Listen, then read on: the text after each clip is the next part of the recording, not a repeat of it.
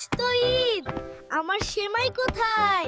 আমার নতুন জামা কোথায়?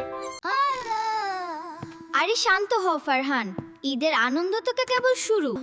কিন্তু তুমি কি জানো আমাদের প্রিয় নবীজি ঈদের সকালে কিছু বিশেষ কাজ করতেন? ওহ বান বান বা